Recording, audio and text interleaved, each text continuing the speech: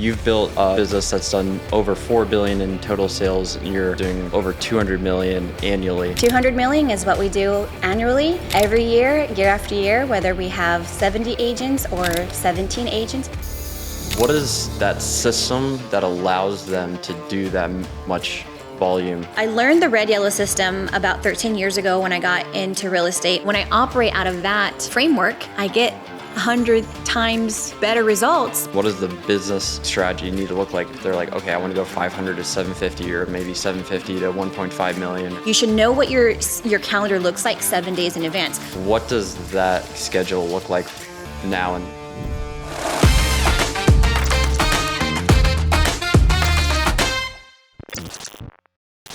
well, Zandra, appreciate it. You've built a business that's done over $4 billion in total sales, and you're do over $200 million annually, and you had to tear the business down, and now you're rebuilding it. Can you talk about that? Yeah, absolutely. So it's been a great 13 years. I've been full-time in real estate, being a mom, being a realtor, and being the person who always holds all of the hats and the titles. It's been something that has been able to really equip me to be the leader that I am. Going through life has been the very reason why I've been able to fail, to conquer, take on challenges, and still smile through it. So really just taking every opportunity from beginning to end and being in the trenches with the agents and the partners as an entirety to be able just to build it to what it is today. So 200 million is what we do annually. Every year, year after year, whether we have 70 agents or 17 agents, it's been really great to go through it. So what ended up causing that change in the last year? To be super transparent and vulnerable, my personal life. Going through a divorce after 21 years. Last year was one of my hardest years ever. Prior to that, in 2018, I almost passed away after having my third child. And at the time, what was going to happen to my business? I recognized in that very moment in 2018 that the business actually didn't matter. It was the family that mattered, and the child that I was without, and the 2 children who were waiting for me at home. So my perspective in business changed back in 2018 to really work hard for the family. I was able to build and to grow and have all the success and do what I did during that time. But if I were to measure it to last year, 2025, I lost my best friend, my dad. And that was the hardest thing for me. I never realized that I had never experienced true grief. And it put me in a position where I had to slow down to speed up. I also was going through a divorce after 21 years. But what also happened was the market. During my personal endeavors, I transitioned almost half my team because of my personal situation. I found myself in a spirit of avoidance, had a lot of unreturned phone calls, a lot of voicemails. I wasn't sure if it was a voicemail praying for me or people telling me that they were ready to jump off the ship because some water got in. So last year was a real eye-opener for me, but this year I've come back and I feel better than ever. Going through that is never easy. It's you're trying to deal with multiple things. You have the personal life, you have the family, you have the business, and you're just trying to keep everything afloat. Yeah. What allowed you to kind of go through that? And what do you think you had to kind of change, or what helped you end up going through that? Because it's hard to sometimes, especially when you're a high D, you'll sometimes push the personal side and focus on the business. So grief didn't allow me to do that anymore. Grief was more apparent than anything in my life. And having that loss, my father was and still is my everything. He has taught me everything that I know in business. I was 6 years old answering phone calls. My dad used to sell Amway on the side, and people would call, and I would answer the phone at 6 years old and go door to door knocking on properties to try to help my dad sell. He put that entrepreneurial spirit in me, and to lose my father during my divorce, and also, to answer your question, another personal health scare. I actually thought I was going to be diagnosed with breast cancer. Oh, wow. So again, going back to 2018 where I was forced to slow down, to coming to 2025, again, forced to slow down out of my control, then to understand that I may also be in a position where my health was being jeopardized. The mindset The perspective that there is no promised time and that we're on borrowed time was what really changed my mind to say, okay, how can I take what I've gone through, leverage it to continue to be the best human? Because I wasn't human before. I was a robot. I was operating at a level of 2018 mindset. You don't have time, you don't have time. Then you made time. Then you realize I'm praying for the days that I have today, but now I'm praying for days just to be able to survive. That is no healthy mindset and perspective to be in. So in the process of understanding that my health was at risk and the grief was heavier than ever, I was able to go through therapy. I also had a relationship that was developing, and now I'm actually engaged. Congrats. Thank you. And the difference from the supportive partner, the one thing that changed for me is recognizing the very reason why I had to go through my divorce was to find myself through it, but also recognizing the importance of having a partner that can support you through life. It was just me before. I was married, single. I was doing everything on my own, being the high D. Now I'm out of the masculine position and allowing myself to be guided and not always being the one who is guiding other people. So perspective and position. Yeah, having a spouse who's supportive there Makes all the difference. Makes a huge difference. Yep. And I imagine kind of going through that, like a lot of the times when you're a business owner, business, like your sole focus is on the business. Yes. And sometimes going through these life moments force us to kind of, okay, let's put boundaries around business and personal. It's like, because they have to be able to both function. And now this year in 2026, I'm learning to trust again. I'm learning not to just take back the delegation that I once gave to other people because I trusted them. And I'm slowly rebuilding through that trust and understanding that I still can't do it alone. And I'm grateful that I have business partners and agents that are willing to help me. And more importantly, recognizing that I am human and I can be human.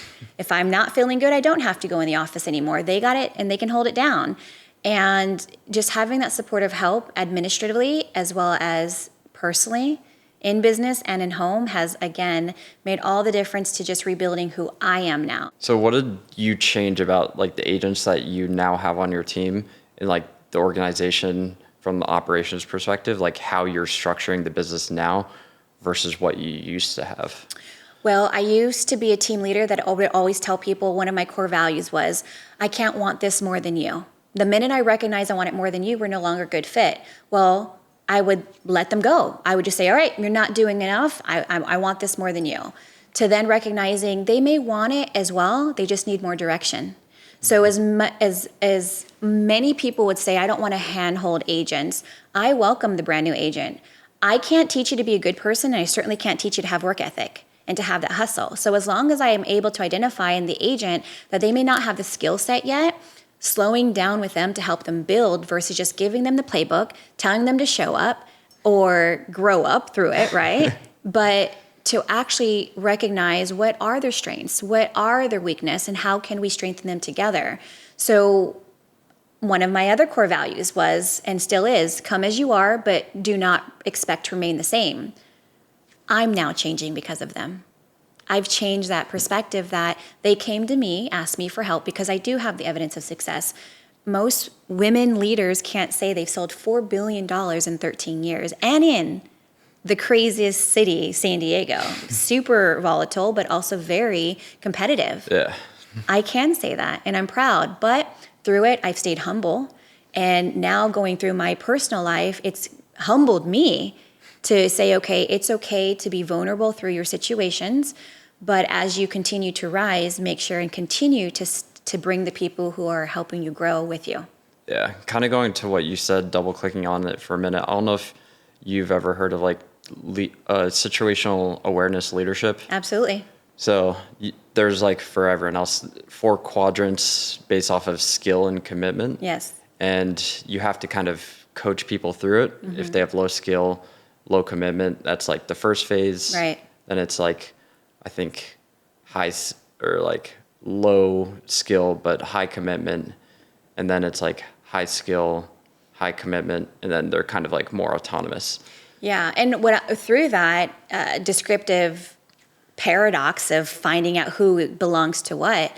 The harder part, and all of that most people don't talk about, leaders specifically, are you teach other agent partners how to do it, right? And you help them shave off 7 years of chaos, 7 years of bad decisions because of my lessons that I've learned. Well, once you equip the agent with that knowledge, for some reason, it switches in their head that they no longer need you. I had to let that go because I would personally be offended. I'd be like, what? They came here, they asked me for help, I gave it to them, I taught them the playbook, I helped them through it, we made all this progress together, and then all of a sudden, some other broker said, I have something better. What could I have done better to keep them? Well, I recognize it was never about me. It was always about the take and not to give. And so I'm searching constantly and attracting the agent that wants to give and get, build, rebuild, and keep growing together. That's the hardest part in leadership. And I've even told my top performer, he's been with me for over 6 years now, closes about 50 transactions every single year, year after year, 100% SOI. Wow. Not one business referral from me. Can I give it to him? I could. He doesn't have the time for it. So instead, we've taught him how to fish, the skill set. We've taught him how to grow. He's grown to a team now of 7 agent partners within my team, and I help operate through that. And I always tell him, it's not if you leave me, it's when. But when you are ready to leave, we have to make sure we talk about it. What could I have done better to continue to lead you forward as your partner?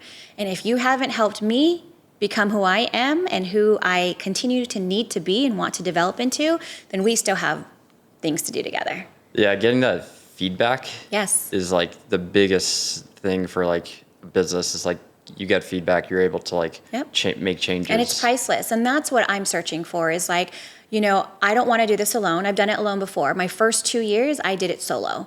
And I was that big fish in a small pond. Then I took the leap of faith and I left that brokerage after 6 years and became the little fish in a big ass ocean. And I loved the challenge. That challenge and taking that leap of faith got me to where I'm at today with 4 billion sold.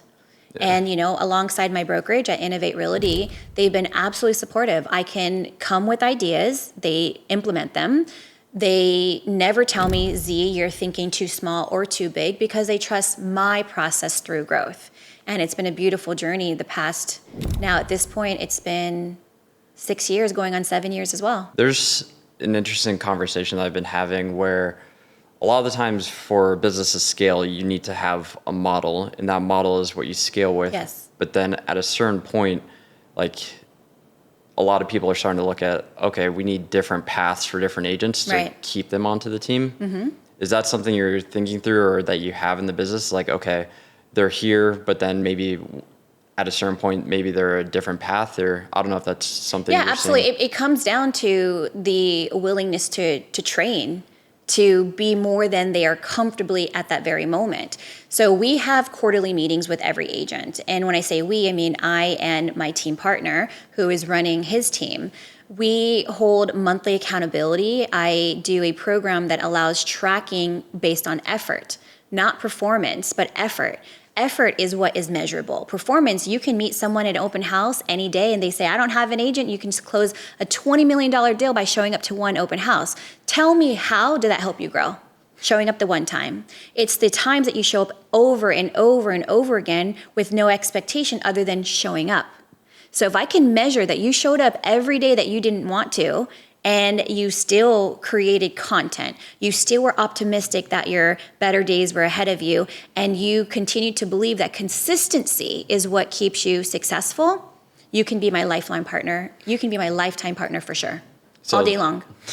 That's awesome. So you're more focused on like the inputs than the outputs. 100%, because that's measurable. If I can't measure what you're doing, how can I help you become better? I know what I'm doing, and I can also read through the BS. If, I did this, you did? Okay, so if you went on a listing appointment 4 times in 1 month, why are there no new listings? Well, I can easily tell you, because you need more training. You didn't close. Or did you not come to me and ask me how I could have done better? Well, let me ask you first, did you get feedback from the seller as to why you weren't the one chosen? Oh no, the follow-up. It's always in the follow-up. It's in the startup and in the follow-up. And then it's going to be the relationship afterwards that keeps the business coming through. So I've created a system that allows me to track the effort that eventually will show me how many transactions you will really close on a yearly basis based on that effort. It's been really a beautiful journey to be able to create the last 13 years. So what have you learned about having good like coaching conversations every month versus like maybe less productive coaching conversations? That's a great question. I've learned that I need to transition partnerships faster than I have been doing the past 13 years. The love that I have for my agent partners should be based on their willingness to love themselves first. You have to be a really, really strong-minded human being to wake up every single day and still not be able to pay your bills and be okay with it. I said what I said. Like, you got to be at some level of whoa to me that you're okay not being able to provide beyond minimum. We have one life. So if I can recognize that the agent is not willing to give more to get more, again, I can't want it more than them. So more than ever, 3 years ago, I had an agency of 72 partners. Right now I have an agency of 25 partners, and I'm looking to possibly condense it down to 15 to 20. Because you hear people say all the time, it's not about quantity, it's quality. Understood. I also understand why big teams continue to be big. But at the capacity that I'm giving personally, not delegating off to the org chart, the sales manager, the office director, the every other position that helps an industry company grow, I did that. I did it all right. I spent hundreds of thousands of dollars on payroll every single year. But guess what? I realized I had the wrong people. And how did you end up switching and finding the right people? I still haven't. I've been in the trenches since day one, and I'm in that rebuilding process. Yeah. I'm in that phase of it's okay to slow down, to speed up. But what I've recognized more than ever is you can't teach people to be good people. We have to find people who want it, not only for themselves and their family, but they want it for you too. And the only way that I'm going to find that person is for them to believe in my evidence of success, to believe in my leadership, and understand that I'm not the same leader from 5 years ago, and I won't be the same leader 5 years from now. They have to also be willing to go through that journey, that self-awareness. Therapy has really helped me identify that I was operating from a level of the young girl who was forced to make it happen. My dad was deployed for 7 years in my childhood for 9 months at a time. I only got to see my best friend, my dad, for 3 months out of the year. And that 3 months was typically him coming back, trying to figure out life with my mom, trying to still do every day in business and make time for his children. It's the same hardship that I went through. And now recognizing that inner child was operating out of survival, and now I have a choice to survive through it, but not stay in that mental capacity that you got to keep going and you have to keep giving. No. Giving what I give should be enough. My best should be good enough for everybody else who is in my life expecting me to help them succeed and grow their business. It's just completely different. So I'm in the search phase and I'm proud of that because my challenges have really created my perspective on life that it's okay not to be okay, but it's not okay to stay there. And for all the team leaders who feel that they have failed or they built something and it's fallen, congratulations, you're living through life. That's where some of the best lessons are. Absolutely. So when you are coaching like those performers that they want it, but they might not have it yet. Mm-hmm. Like, what does that conversation tend to look like to be able to get them to be like, okay, either you need to do more or like you just have to stay the course? Well, that one becomes the performance focus. And where I tell agent partners, do you want the volume or do you want the number of units? Because there's difference. When you sit down and you create a business plan, you ask an agent, well, how many units do you want to sell next year? They're like 30. Okay, great. So 30 at what price range? Do you want to work more or make more? because you can't have both really. It's really you focus on your time in your day and you're okay with selling 5 units a month, 60 transactions a year. Or if you just up your price range, you can sell 3 and you're okay with the volume, the GCI you're getting. So that's the first thing that every agent needs to identify. When you're out there and people are asking that silly question, how many transactions did you sell last year? Who cares? Did they show up? Did they keep giving? Whether the year was better the year before or the year's better today, it doesn't matter. They're showing up. So I asked my agent partners, do you want to walk around and tell people I want to close $50 million in transactions? Okay, great. So does that mean that you're doing 100 units at $500,000 average, or are you doing 25 units at whatever the amount would be based on what? The commission. So now it goes into, do you want to be more of a buyer's agent or a seller's agent? Seller's agent, you can control your commission. Buyer's agent, you don't know. It's all negotiable. So it's, again, having a clear picture of what your plan of action and your goals are, at least by September the year before the year is coming up, right? Yeah. So I know I can go down the rabbit hole at that, but it makes me identify when an agent says, I want more, you want more what? Time and freedom, or you want more money and more problems? Because I can tell you, there is a year that I've paid over $1 million every single year in taxes. That is not fun. Yeah. And the IRS loves you and they will definitely audit you. Ask me how I know. Don't ask me, it's trauma. Yeah. It's not really worth it sometimes. What's cool about the real estate industry is like you can make more money just by working with different clients. Absolutely. Different price points. And a lot of agents are like, well, how do I end up moving into a higher price point? Right. I'm sure you deal with that. Like, what does that conversation look like? And what does the business like strategy need to look like if they're like, okay, I want to go from like 500 to 750 or maybe 750 to 1.5 million or whatever. Honestly, it's not so much the price change and the focus of, how much the property is, it's your qualifications. I tell every agent partner, if you are not working every single day in the business because you don't have a client, buyer, or seller, then work on yourself. I believe in investing in accolades, being a probate specialist, being a divorce specialist, being a short sale specialist. Have all the accolades so when someone like an attorney is looking for your business and they see your accolades and your certification there, then you qualify in their eyes. That's the opportunity given to you. Train on being trainable and having more education behind you. And understand, it's not difficult to get those accolades. It takes time, and of course it takes money. But if you invest in yourself, right, you have to spend money to make money.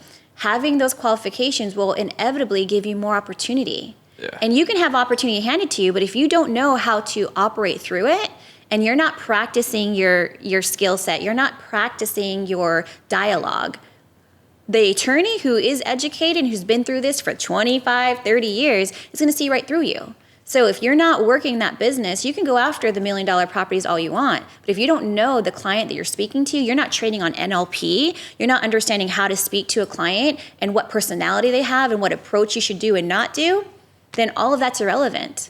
The money should be the bonus. The skill set is where the actual success is. Understanding that if any opportunity comes to you, you know how to talk to them, you know how to guide them, you know what they're doing. You should be practicing the contracts before you even get the contract in the first place. That's where people are losing the opportunity. Okay. So spending more time working on your own skills, working Exactly. yourself so that when the opportunities... And putting yourself in the rooms that will help you find those people and those people find you. Then it becomes your energy. Then it becomes your personality. People want to work with people who are like-minded, of course, but also easy to work with. Leave the ego. Be willing to help and be coachable through it. Yeah. Leaving the ego at the door is a big one, Oh, yeah, especially in sales. Oh, yeah, and that's the hard one. We see it every day. Yeah. So I'm curious, for example, one of the high producers on your team is doing 100% of the deals from SOI. I think you said like 50 plus. Yeah. Like, what is that system that allows them to do that much volume? Because 50 plus in San Diego is quite a bit. Oh, yeah. Especially when the average agent didn't close one transaction last year. So that looks like systems. It's all systems. So weekly accountability, he meets with me every single week. We are constantly talking, checking in with each other personally, professionally. even though he knows what he knows, he's still coming back to me to verify. I have always told people it's okay to not know. Remember, we all started in the same place. We all had a vision, we had a goal, we all had a real estate license, and we had no knowledge and no experience. So come to me always as if you don't know. And if you're not 100% certain, it's okay to ask a dumb question, but it's not okay to be dumb and not ask the question. So just ask. It's okay. No judgment. So what that really is every day, beginning of the day is knowing what your calendar looks like the day before, minimum. So I've taught him how to work out his calendar every Sunday. You should know what your calendar looks like 7 days in advance. My calendar is booked out a month in advance. I know exactly where I'm going to be every single day at a specific time based on my routine. Then I fill in clients in between there. So the goal is to fill in the white space, the blank space pretty much. So he has done that inevitably so well where it stretched him. He also, I think at maybe doing 25 transactions, like, I need an assistant. I was like, no, you don't. You don't need an assistant. You still have time. You're not married. You don't have children. You don't have what I have to operate through. I have 3 children. I had a marriage that was falling apart. My parents were sick, figuring out life. If I can do it, you can do it. So I use that faith and that encouragement to help him recognize just because you have the money doesn't mean you need to spend it. Keep stacking. Keep building your brand. Save the money. So you're doing client appreciation events. You're able to spend money on your clients. They come and give you referrals, and you keep repeating that. So now he's doing yearly events 4 times a year for me. I don't even do them anymore. And I just show up.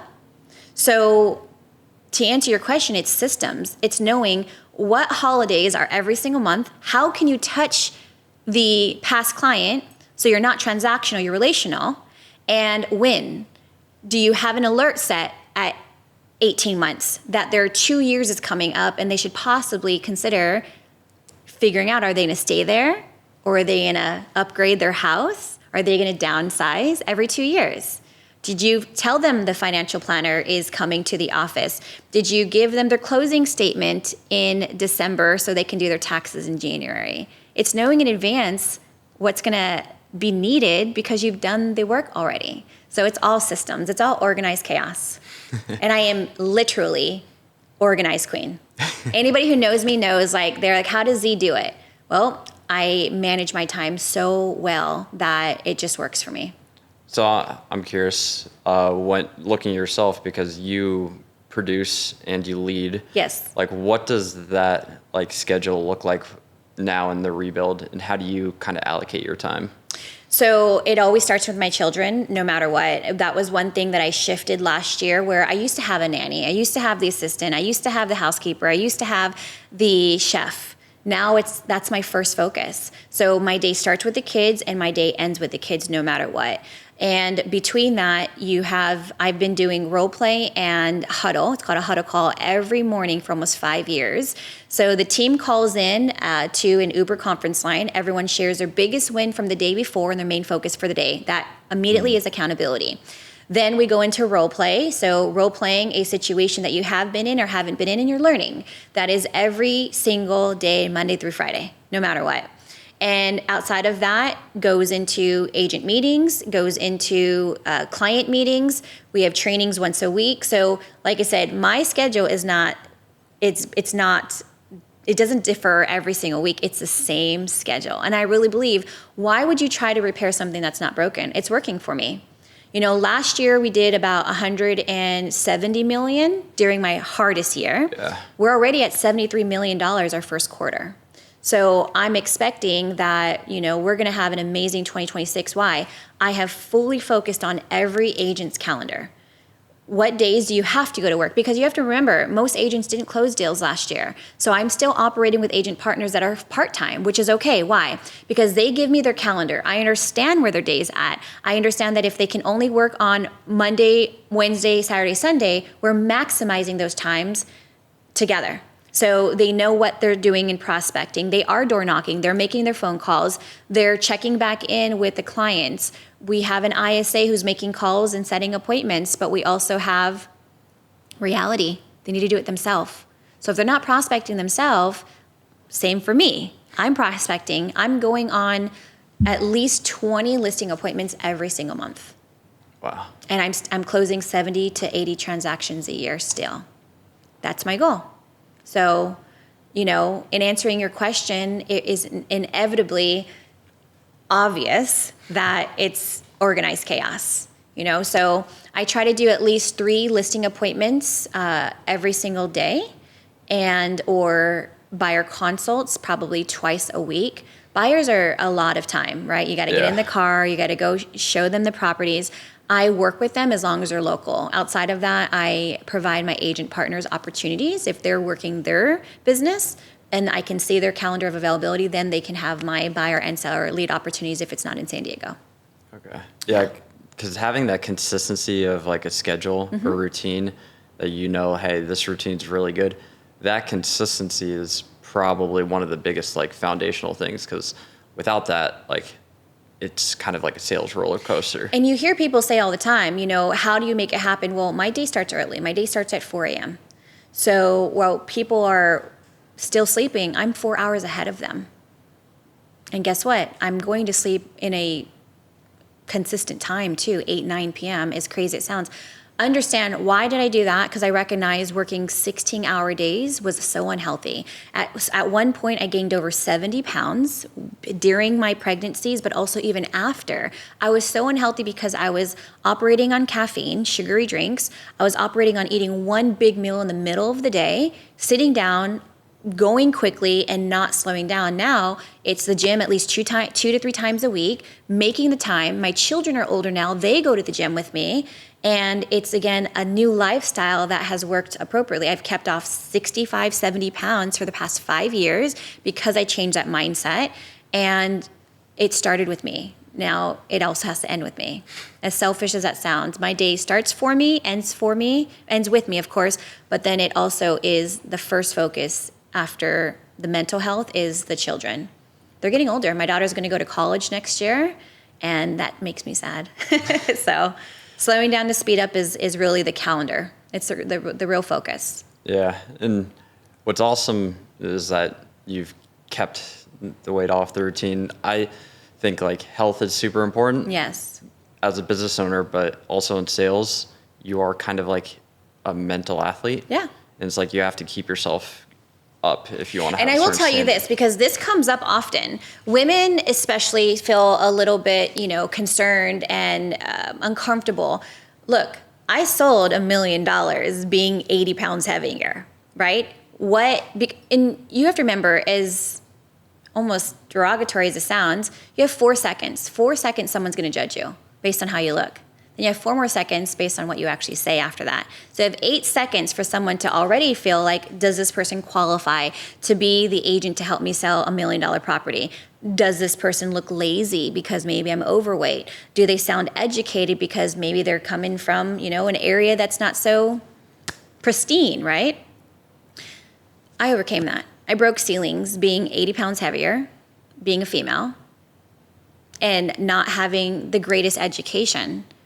I've taught myself how to evolve into the avatar agent that a 90-year-old can feel comfortable with at age 30 when I was selling real estate, or a 20-year-old who has inherited money and doesn't know what to do. They trust my evidence of success and my knowledge based on what I've done, despite what I look like. And don't get me wrong, I love dressing up and I love going and playing the role of being the successful entrepreneur, right?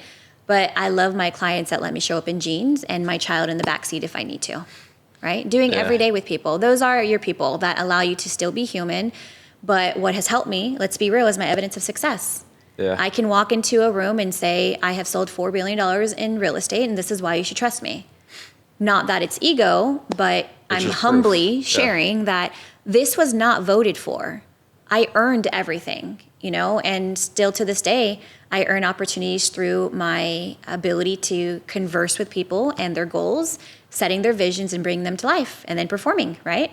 And then asking for the business afterwards. Always ask for more business before you close. Yeah, that's important. Always. So you mentioned that you had like the nanny, the chef, and you don't have any of that anymore. No. Like, why? And like, what did you learn? Or that's a great question. One, rebuilding. Go through a divorce where a ex wants to clear you out. That's going to do some damage for you. Okay. Makes sense. I am paying spousal support to my ex.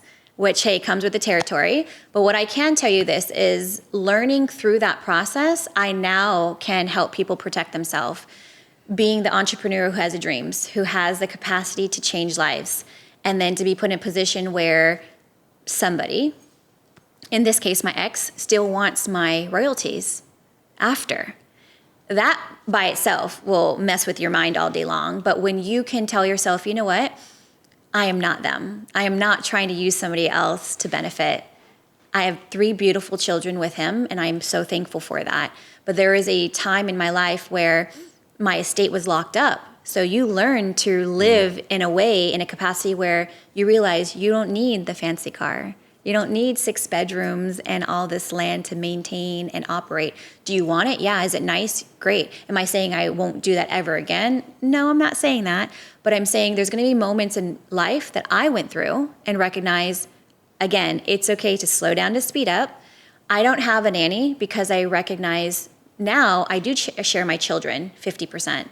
So why would I replace my time with my children because I'm too busy working with the limited time that I have with my children? So that's one.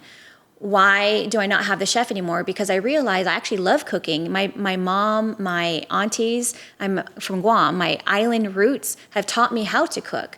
So I have found love in being that domesticated partner to cook for my fiance and my children. So I'm selfishly doing it for myself. And now my children are older. Now they can do the dishes, right? So I don't need the cleaner. Yeah. So there's just a lot of things now that the money I was spending on all that help was because it was replacing the time. Well, now I have the freedom of choice. Yeah. And now I have lived back in a humble life to say, that's all nice. And when the time is appropriate, we can have it again so I can have my freedom.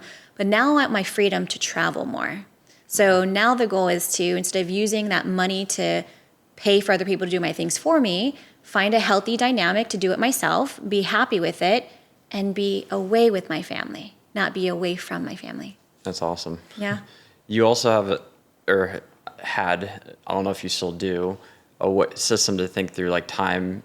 It was like, I think it was kind of like a red, yellow, green. Still have it. I operate through it every single day. How does that work? Can you explain it? Absolutely. So I learned the red yellow system about 13 years ago when I got into real estate, and everything I do, I've learned from someone else. I'll never ever acknowledge, oh, that was my idea. No, I've taken other people's ideas, turn it into my own, and build around that. So red means only I can do it, meaning if I am going to be an agent in field, I can only meet with the seller. I have to build the trust for them. And more than ever, when I'm at a seller's appointment, they will literally ask me, okay, you've built this business. If I hire you, am I talking to you? Am I talking to one of your assistants? I'm like, no, you're going to talk to me. However, I do have help. Just as every other doctor in a business has an assistant. Yep. I'm not answering my phone call all the time. And sometimes you'll get my assistant, and understand that's a healthy operation. Now, negotiation, showing up when needed to, explaining to you the process, that's going to be me. So red is the items that only I can do. It's that personal relationship. Yellow is I can tell my assistant, please help me with it. They start it, but they cannot complete it until I bless it. So they start it to save me time, and then I go, okay, we're good to go, move forward with sending out the agreement. Everything's good. Green means anybody can do it. I can give it to an assistant. I can give it to an agent. This is them creating a content post for me. This is them putting on a lockbox if the battery died. This is them delivering my flyers for me. Those are the green. I don't care who does them. Just do them because they need to get done. So when I operate out of that framework, I get 100 times better results because I have learned to delegate what needs to be done, but I appropriately recognize who needs to do it. Yeah. So understand, I actually, at one point in my life when I was doing, $500 million in sales, I over-delegated. I was so busy that I took my eyes off what was actually being done. What should have been red, I gave yellow. What should have been yellow, I gave green. And if you don't have the right people in them, then they just collect the money and they just show up and they just do. Well, if you're not operating from a place of let me just double check, not because you want to micromanage them, well, I lost a lot of opportunity through that process. So I'm rebuilding my trust through delegation. I don't think it's going to take as long as it did initially when I started the business. And I'm slowly letting go again and identifying more yellow can be green. if that makes sense. Yeah. I'm going to butcher this saying, but like delegation is not abnegation, which is like letting it go, just giving it and just not double checking it. It's more, hey, here's the work. And kind of like you said, actually double check the work to make sure that it passes. And whether it's business or personal, understand, like, I would love to have a cleaner again. I would love to have a chef again. And I'm going to. Why? I love being able to employ other people.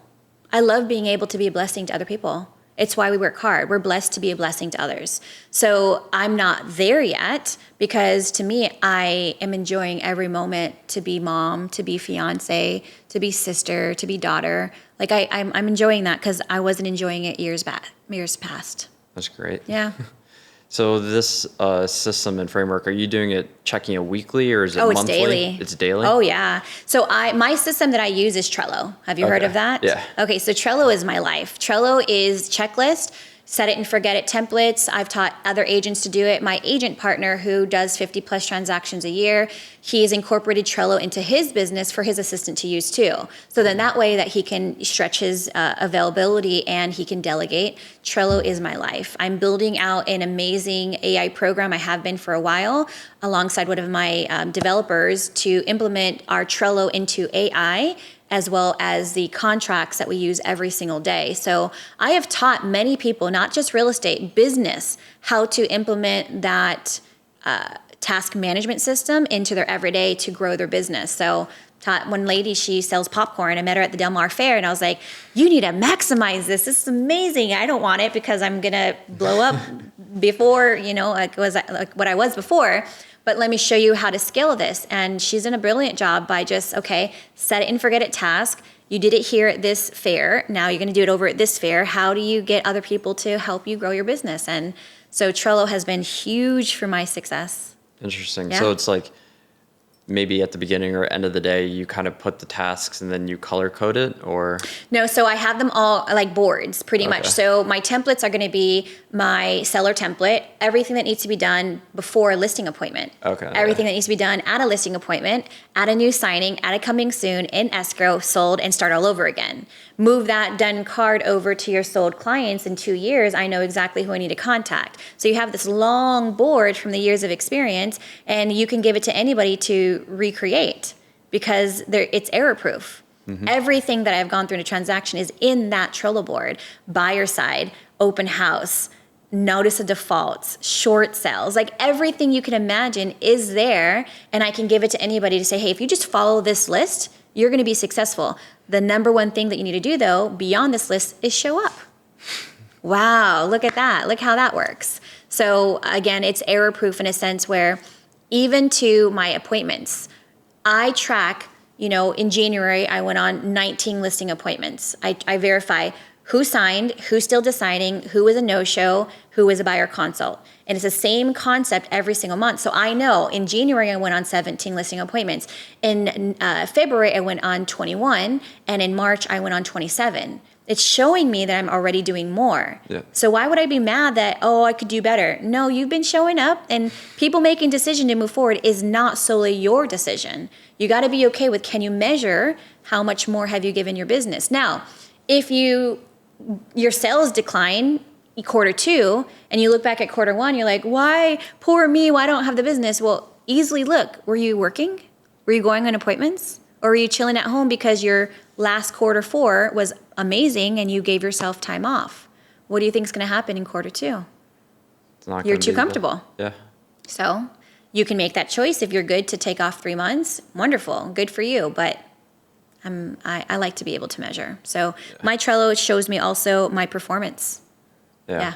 Focusing on the inputs and staying consistent with it. And easy follow-up. I have a database of 130,000 people. I can tag all I want in Follow-Up Boss. I can set my task all I want, but why would I not focus on the last 90 days for people who actually rose their hand and said, I actually am really ready? I have my ISA call my older leads, and I focus on my nows. So it really helps me for tracking as well, too. That's smart. Yeah.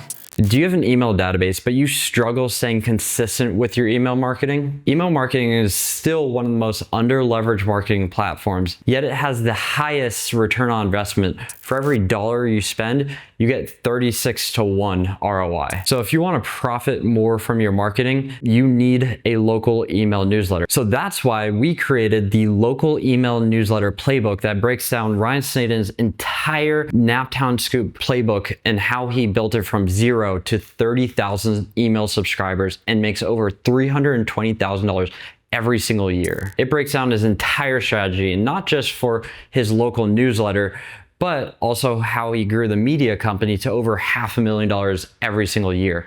It goes through his content strategy, how he grew. It goes through his entire team, how he hires, his monetization, everything. So if you want the $320,000 local email newsletter playbook, click the link in the description below. Download it now. It's completely free. It has over 21 pages behind how he built his entire media company.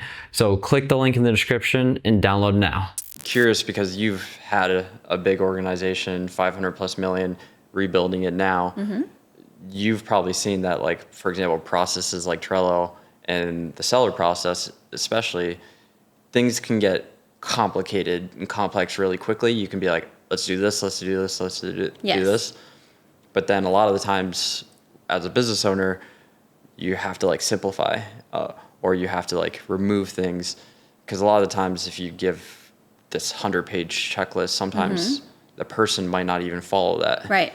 Have you kind of done anything around that to like keep things like simple? Do you? Always. Okay. Yeah, everything is templated out on my letterhead. So it's going to be how to prepare a property for photos, what to expect in escrow. So they have all of these maps, as they say. What I found out in my 4,000 plus transaction I've done is people are very visual. They want to hear from you as reassurance, but they want to be able to also say, I don't want to bother Zandra. I know she's busy. She's one of the best. I expect her to be busy. But what can I refer to that makes me feel confident we are in the stage we need to be in? So setting the expectations, I used to go on listing appointments, and if they did not sign with me, I took my entire packet with me. And let me tell you why. I literally had agents telling their family members, interview Zandra so I can see what she does. Interesting. And they would take my marketing and they would try to copy it. Perfect. I'm flattered, right? Then I was like, I'm going to take that. No way.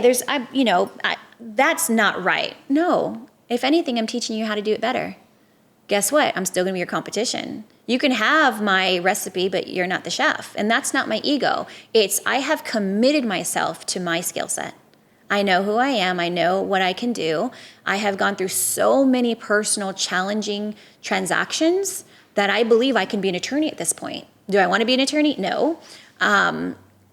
My goal has been to get my broker license, right? Got my broker license, and I do not tell people I'm a broker.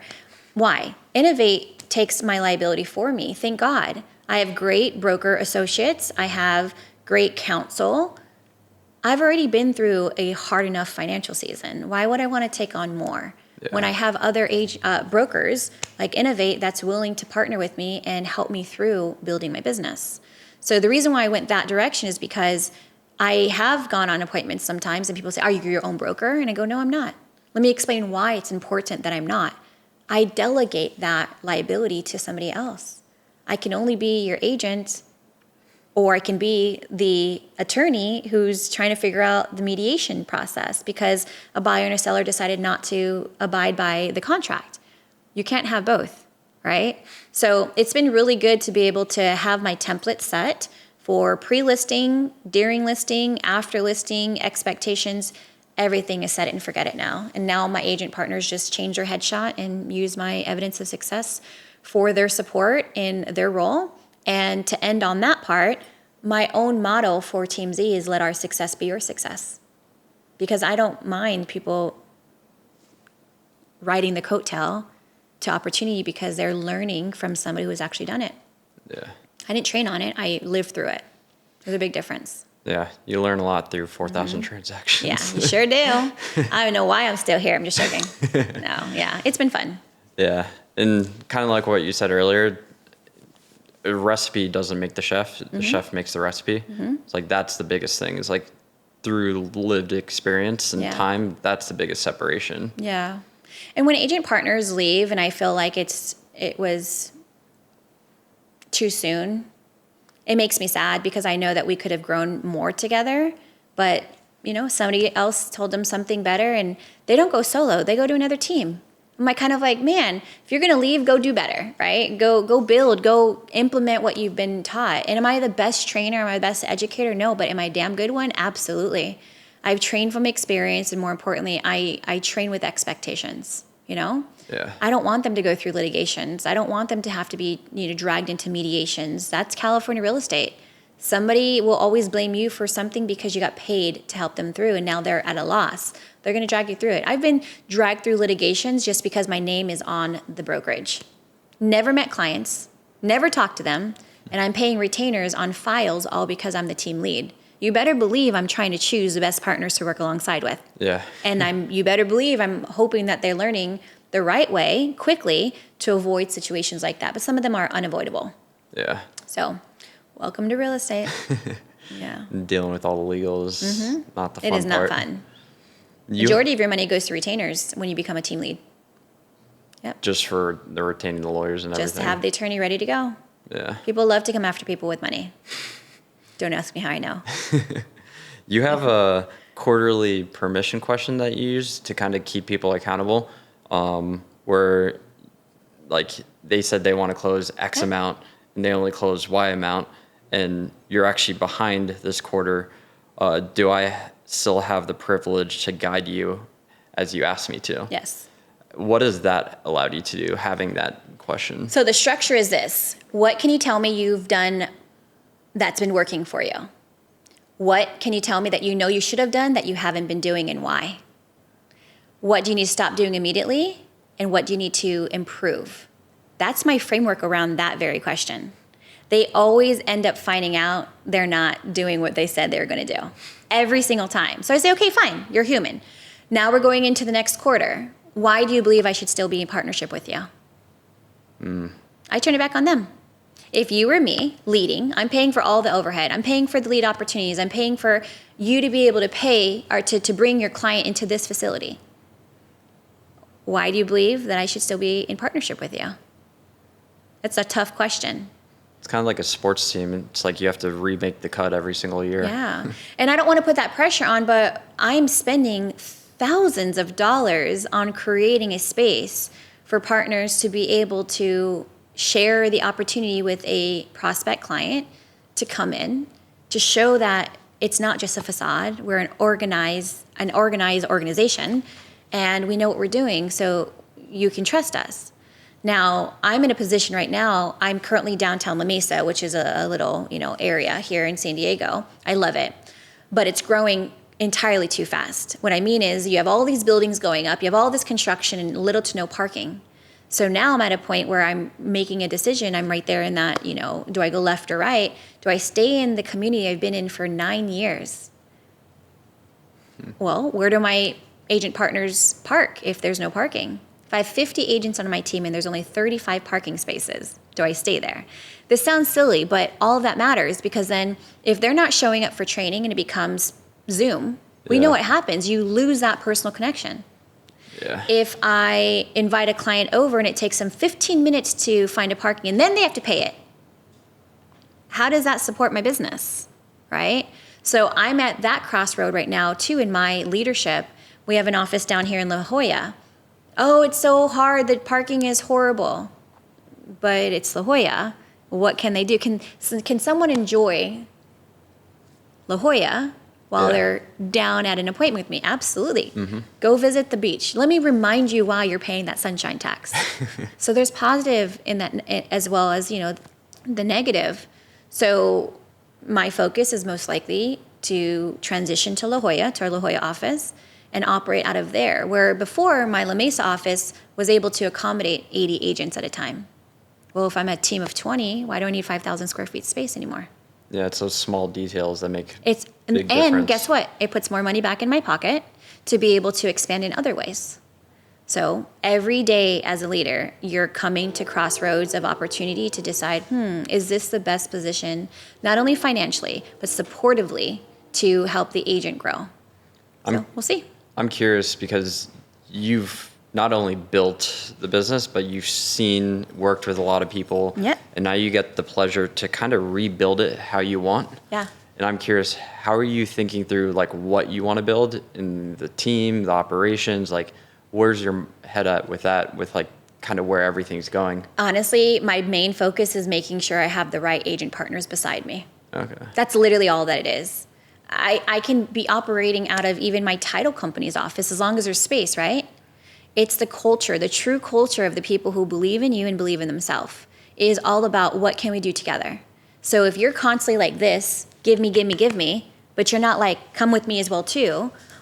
I want to know, is my agent going to a training? Yeah, they are. Z, would you like to come with me? I would love to, but I'm busy, right? It's not busy, I'm building. Hey Z, I went to a training, guess what? Here's my notes. That is priceless. I don't just have agents sitting on the team because I want a large roster. And you hear agent leads or team leads say all the time, your success lies in the number of people that you have. I don't want an adult daycare anymore. I want to know what you're doing. I want to do life with you. And at the same time, I have been pulled through litigation for people that were on my team that made decisions outside of the team and dragged me to court for their decisions. So when I tell you I've learned by experience, I'm thankful for them, but guess what? I am still smiling today because I learned something from it, what I do want, what I need, and what I deserve. Those are very important questions to ask myself, despite me being the leader. Most people think you're the leader, so you have to make the decisions. No, sometimes the decisions are being made for you because the position you're being put in. Now I want more ability to understand how can I control an environment that is going to be reflected off of other people's decisions. Well, again, as I told you in the beginning, you can't teach people how to be good people. Yeah. And you can't teach people to want it more than for themselves. That's just it. It's kind of like a tough balance as It's like so a hard. team lead. Everyone says, oh, you have to recruit, you have to get more agents, but then a lot of teams see some of the big teams and they're like, well, I just want a small team with high producers. Yeah. And it's like focusing on retention, volume per agent. And there's that tough battle of like growing like healthy. And Andrew, honestly, the hardest part through it is I'm a huge empath. I'm a Scorpio. I'm as driven as they come. I'm very passionate and I love people. And my loyalty to people is my biggest downfall. The hardest part is you end up becoming friends with these agents. Then they leave and you have to tell yourself, okay, it's okay. I love them. I support them. And then all of a sudden you become not their enemy, but someone that they look down to because you had held them accountable. You had said you wanted this for yourself. We're no longer a good fit. And it becomes like, I have a fan club now. I have an actual fan club of anti-Zs. And I'm like, what the heck did I do? All I did was believe in you, gave you, celebrated you. And now you don't like me for what reason? Because I'm still winning? Take a number at this point. Before it used to bother me. Now I'm kind of like, no, I do sleep on a clean pillow. Oh, and by the way, when I saw you in public, you had nothing to say, but behind closed doors, you have everything to say. I will challenge you to it. I will shake, I will shiver, my voice will tremble, but I will tell you one thing. I am so truthful in who I am and what I do. Remember, I'm the one who said yes first. So when I see that happening, before it used to bother me, now I'm just kind of like, you know what, that's their victim mentality, poor me. Oh, my life is still not in the direction that I want it to be. Okay, it started with you and ended with you. So let's talk about it. So from an operational perspective, not to kind of like overbloat the team with all of the payroll and everything, like what do you feel is like necessary of like, okay, this is the people that we want operationally versus just adding people to add people? Yeah. Well, I will tell you, I've learned this the hard way too. Everybody who has an assistant, make them an employee. I'm going to tell you right now because I've had assistants that were 1099, gave them their freedom, come in when you want to, work if you want to, here's your flat fee paid for every 2 weeks. I'm telling you right now in the state of California, that whole employment misclassification is a really bad thing to deal with. I had a 1099 employee, a 1099 contractor, but the tasks end up becoming more of the same thing every day, which inevitably becomes like you're doing the same task. I expect you to start this time, end this time, but if you want to, you can. If you don't need to, you want to work from home, great, whatever. When I tell you there is no gray area with employee versus 1099, please make sure that if they're 1099, I will tell you, you need to categorize them on the IRS as a 1099 immediately. And if they stop working with you, like immediately disconnect the timeline, because the state of California will not favor you when they come after you saying, oh, she made me work extra time, extra hours. I always had to be on call. Well, that's not a contractor. So I know that wasn't really your question, but it really is important for me to say, please, if they are doing the same task and almost the same hours, just put them on a W-2, whether they like it or not. Most people are like, I want 1099, I don't get taxed. I'll worry about it later. You will get screwed over. I'm telling you right now from experience. And at the same time, I've also had the operations of employees, and they get comfortable, as any company. We all deal with this. Yeah. They quit, and all of a sudden they're taking you for unemployment. And it's like, wait, you quit. I didn't even fire you. Guess what? State of California still is not going to believe you. So in answering your question, what I'll tell you right now is if you really want to grow, again, it starts with having the right people, making sure that they are qualified for the job, not the potential. That is where I did wrong. I was hiring people from potential. I can teach you anything. I got you. And then I got busy, and they kind of were just operating at a half-ass of expectations, and I allowed it to happen. So there was a gray area. In anything that you do when you're building your company, your assistant needs to be an employee. Do not do 1099. If you do 1099, then do not expect to give them everyday task for the same thing each time. And if they're your employee, make sure that you hire slow and fire fast. Yeah, the hiring for the role, not the potential, is huge. Yeah. But before we talk about that, really quick, it sounds like the assistant you prefer, because there's always the debate of like, do I have a local assistant or do I have someone who's virtual in this world? I have both. You have both? Yes. Okay. Yeah, so my VA is in the Philippines. She's absolutely amazing. And, that's international, so I don't have anything to worry about. I don't want to say there's no labor laws there. I'm treating her with love and respect. I'm giving her hours. She's doing extra hours, and she's getting her bonuses. To me, VA is the absolute best way to go at this point, right? That's all green and yellow. Nice. The assistant part needs to be the employee, and that's where they help with the red. But if you are a real estate agent, your assistant needs to be licensed. I'm telling you right now, that was another no-no that I learned. If your assistant is helping you with the red task and starting the yellow task, or starting the red and helping with the yellow, they should be a licensed agent. They should have the liability. Their license should be hung with your brokerage as well, so the liability goes there too. Ask me how I know. I can keep teaching you from the experience. So like I said, I don't want to go down the rabbit hole too much on that one. Just know employment misclassification is a huge thing. And no matter what you do, sometimes for some people, it's never enough. I said what I said. And when it comes to like the local assistant, a lot of like first time people hiring an assistant, an EA, et cetera, they want to see like, okay, what can I pay this person? And they're like, okay, I want to pay the bottom. And then sometimes you see a lot of the like greener leaders, they're like, okay, what's the pay band? And then they end up paying a little more because they want a little higher quality talent. What have you found? Pay for performance, plain and simple. If their resume supports the task that you're giving for yellow and green, pay fair. But I'll tell you this right now, make sure that they are only that administrative assistant for the task. Oh, well, they got the real estate license. Okay, you can't have an admin and a realtor. You just can't, because your leads are your leads, and then they're like, oh, this is easy, I can do it too, and oh, I can help you with that. And then they expect half the commission or referral from the commission. It gets too involved, and again, gray area. Admin, real estate agent, plain and simple. Paying them per task, I would say offer them a bonus structure if they help you create an opportunity because of their post. Give them a 5%, rev share on it, but pay them through bonuses, pay them through your gusto, pay them through your payroll. None of the side stuff, none of the cash, just trust me now, make sure it's legitimate. They love you, you love them, great. People do crazy things for money. Yeah, that's important. Yeah. Keep all of the legal stuff Make legal. it just, again, California does not favor the self-employed. Yeah. I'm curious because hire slow, fire fast, hire for the role, not the potential. Yes. That's huge. Like one thing that I've had to learn, I've kind of watched and learned the tech companies, and like they have a very long process for hiring. Oh, yes. It's not just like one interview. Yeah. It's like 3 to 5 to 7 steps, Yes. multiple interviews, skill assessments. Like, do you have a process that you kind of run through? Yeah. So biggest thing is always phone call first. I want to know how you sound on the phone because 90% of my business starts on the phone. So how do you operate with your dialogue, your inflection? You know, how do you sound? Do you sound like you're mad? You know, do I need to teach you to smile when you're saying hello, right? So you start with the phone, and then after the phone is, okay, now that we talked, go ahead and send me a video text.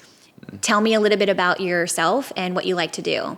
So it also tells me, oh, I don't really like the way I look in video. Well, I'm on screen all the time. So if you're my assistant, you're most likely going to be on screen. And if you're an agent, you're for sure supposed to be on screen. I have agents come, I'm not really good with social media. I don't think we're a good fit because I've made millions of dollars because of social media. So if you're not operating at the level that I know you should be because you're supposed to be learning from me, then you're leaving too much opportunity on the table all because you're uncomfortable. Look, you sound like you sound, you look what you look like, you don't like how you look, do something about it, right? Change something, but that's on you. So phone call first, video text afterwards, and then it's the actual, if you're an agent, show me how much you know on the contract. And based on how much you know, time is money. So if you don't know anything about contracts, you're going to be at my lower tier because I have to teach you. Yeah. If I don't teach you, somebody else has to, and they're going to expect some type of compensation because you're taking their time while they could be going out prospecting, getting their own business. So we do an assessment test based on what you know in contract. But administratively, I'd like for you to create an email for me, answer these questions. So I give them the questions, and if they just do not answer the questions in general, they're not reading. And the worst part about it nowadays, which is also positive, AI does everything for them. Yeah. So personality is everything. That's smart to kind of put through filters. Yeah. And my number one question, I'll end on this one, is share time with me when someone really disappointed you, almost essentially hurt your feelings, stole from you, told you something that you didn't want to hear, or just were absolutely horrible to you. What did you do? That'll tell me everything about them internally. Yeah. Tells you about their emotional intelligence. Are they still affected? Are they still healing through it?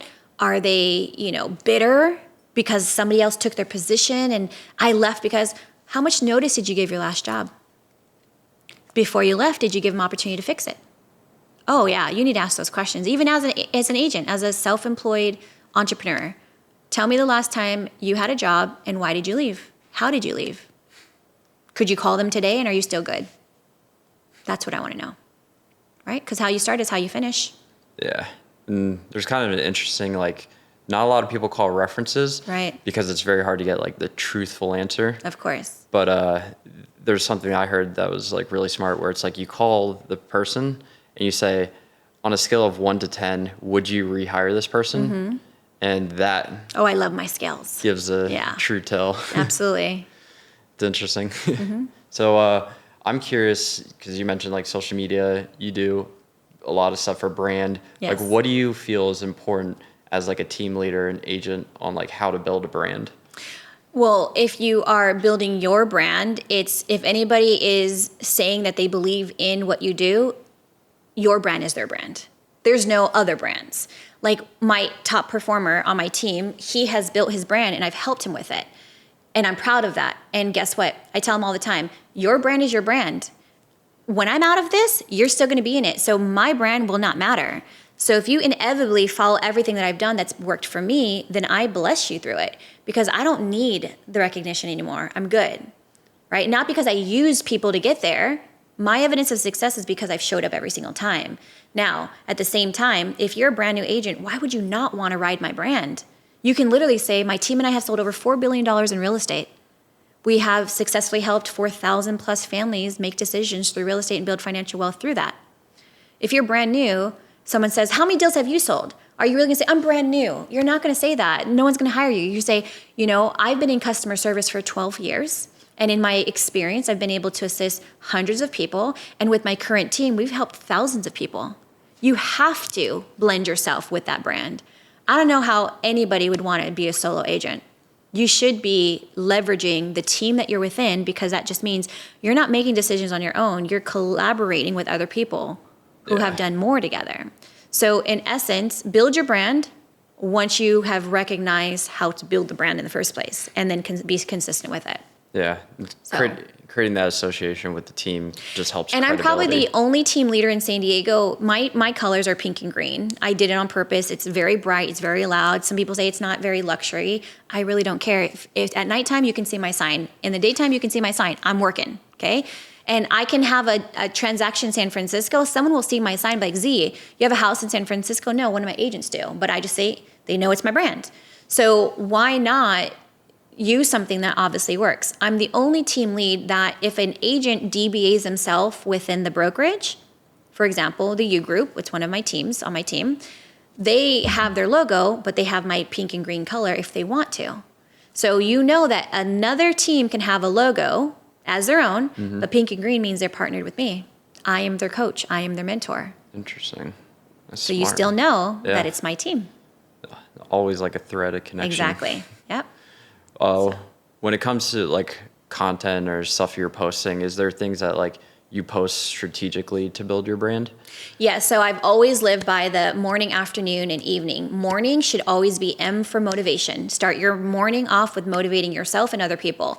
A, afternoon, means action. You are showing people that you are action, that you should be top of mind, you're in field every day working, and that you're available, right? You're never too busy for referrals and for business. E, evening, evidence of success. Share with people your wins, share with people your challenges, share the testimony, it's not all rainbows and sunshine in real estate. Actually, I lost $3,500 today. Let me explain why. I hired a staging company to stage a property.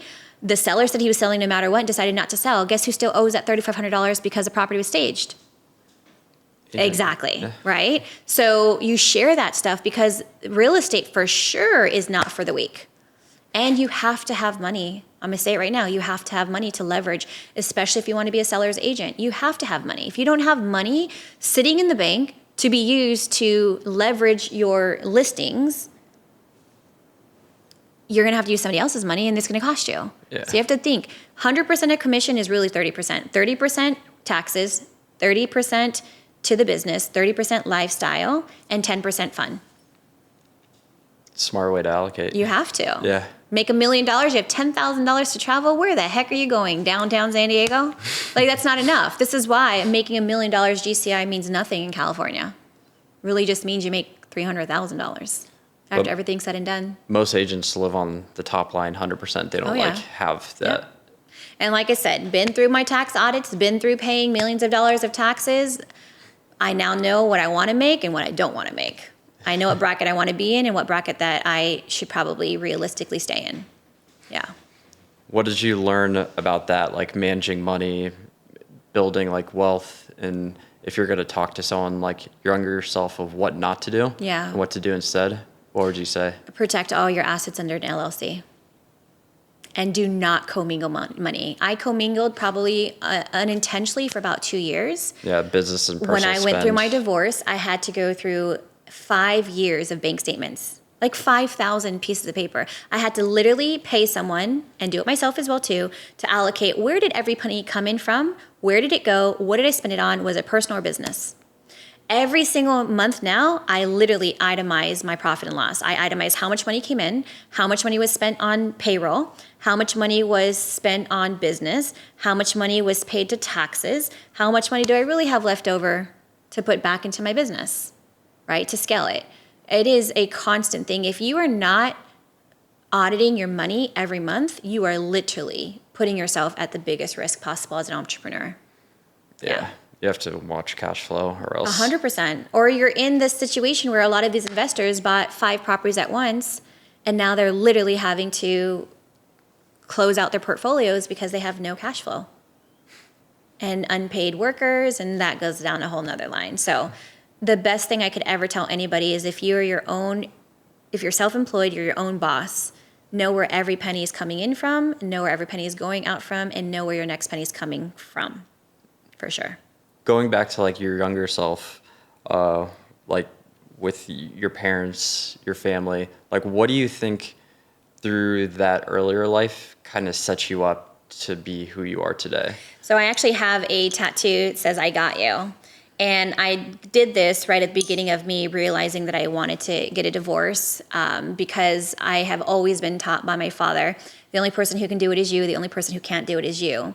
Well, when you are put in a position where it's only you have to remind yourself that you are enough. And no matter what, even if no one's there for you, you got yourself. So I have this little reminder here that it's a little traumatic, like I got you, Z. It's a victim kind of a little bit. But it also ends with the hummingbird, which to me means new life, means opportunity. It's beautiful peace. And now because both my grandmother and my father have passed away, a hummingbird is my entirety of life. Like there'll be situations where I will have to make a very difficult decision. I make a difficult decision and I look out the window, and out of all the days, out of all the times, there's my hummingbird. And I'm just like, okay, like, thank you. Thank you to my dad. Thank you to the universe. Thank you to God. Like whatever it is that I feel in that moment, it's a thank you. Thank you for helping me recognize that. But to really share with you, my younger self needs to stay out of survival mode. I was forced to grow up. I was the youngest ever hired Westfield Shopping Town. It's the mall. I was the youngest still to this day ever hired 16. I was making double what most people making minimum wage was at 16 years old. So I immediately started with income and I was like, oh, wow. Money didn't matter, but it gave you more choices, right? It gave you that, like, I can do more. I can help more people. And so I inevitably focused on making more money so I could, and I'll tell you, the last 3 years of my dad's life, I retired him. I saw him every day. I paid his bills. He helped me when he could. And the last 4 months of his life, I was able to be at home, look to my right at my dad on my couch. Dad, do you need anything? What can I do for you? I just want to sleep, baby. I'm tired. Knowing that I could take care of my dad financially, even going through the worst time of my life, to me, that's priceless. So I work hard for that freedom of choice. And again, money is the bonus, but at the end of the day, success does give you more opportunity because you have the money to do so, So my younger self used to tell the younger Z would say, I'm going to marry someone rich. I really would actually say that. My mom still laughs about it to this day. Then I became the person for myself. Now, for about 9 years of my career, rich was money. I bought things to make myself happy. I really used money as it makes me feel better. Then everything gets locked up in your estate and you can't really do that anymore. The only money that's coming is what you're making during health scare, funerals, divorce, children who are so confused, and the market changing. Oh, talk about humbled. Talk about humbled and realizing the little girl, what should she say? Your best days are ahead of you. I still feel that to this day. My best days, I have lived a great life already, and my best days are still ahead of me. Now I do have the love and support. My children are happy and healthy.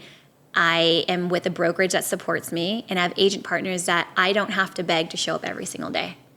So baby girl Z would be very happy today that I've lived through everything and I've gone through. And I can look at this saying is I don't just got myself, other people got me too. That's Feels awesome. nice to be able to say that. Yeah. Yeah. What do you think is the difference between like being able to be that person who's resilient and tough even when times are really tough? Taking the moment to be in your feelings. I learned from my therapist that says it's okay to feel what you feel, but it's not okay to act the way you act sometimes. So I'm always in the response of someone offends somebody that I love. Don't be so quick to, you better try that again. More of like, what's going on? Like, why would you act that way? It's now more about trying to understand why people do what they do. Yeah. And not being so, like, understand, I'm going through something really tough. Like, my previous best friend of a long time I'm in court with her right now. Wow. And what happens in your mind is say, why wasn't my best good enough? It was never about my best. It was never about my best. It was understanding now, why is she doing what she's doing? I don't have to understand it. I just have to get through it, And it's sad and it makes me heartbroken because now I'm going through a different kind of grief and someone's living. Last year I went through a grief when someone died, and I'm going through grief when someone's living that I very much love and want to still do life with, but wherever they're at in their life, I just have to accept. I can no longer be in love with potential. I can no longer tell myself, Z, you have to fix it because you can and you're capable. Now, I no longer have the will to do that for people. Yeah. You know, got to protect my energy and my mindset first, because mental health needs to be the utmost important thing for everybody who's trying to help other people. Yeah. It starts with us. It's tough, but Yeah. you learn you can't control other people, only yourself. So going through as we sit here looking at the ocean, all these waves, I'm going through waves of emotion too. So, waves of life. What you said was smart. It's like you can feel it, Yeah. but don't let it like change how you act and change your course. actions. It's okay to feel what you feel, right? Be in that moment. But it's not okay to be reactive. I learned that through all of my chaos, through my divorce and everything that came with it, was reactive abuse. And someone will say, oh, they won. They got the response they wanted out of you. No one wins when you feel heartbroken. No one wins when you are at a loss and don't understand. But what really matters is no one wins when you make a decision that life doesn't matter anymore. At one point in 2023, I did not want to live anymore, literally. Wow. So I can humbly say that and be vulnerable and share that again, no one understands the decision I made because they didn't understand my options. There was one point in my life that I had no options, and the only response I had was, I don't want to live anymore. That wasn't fair to my children. That wasn't fair to me. I told my dad that I didn't want to live anymore while he was losing his life. That would change anybody's perspective. But guess what? I'm here, and I am no longer wearing a mask that everything is okay. Everything actually is okay. And it's going to be even better because I choose life and I choose to focus on the positive. You're going to only get negative if you focus on the negative. So how are you now?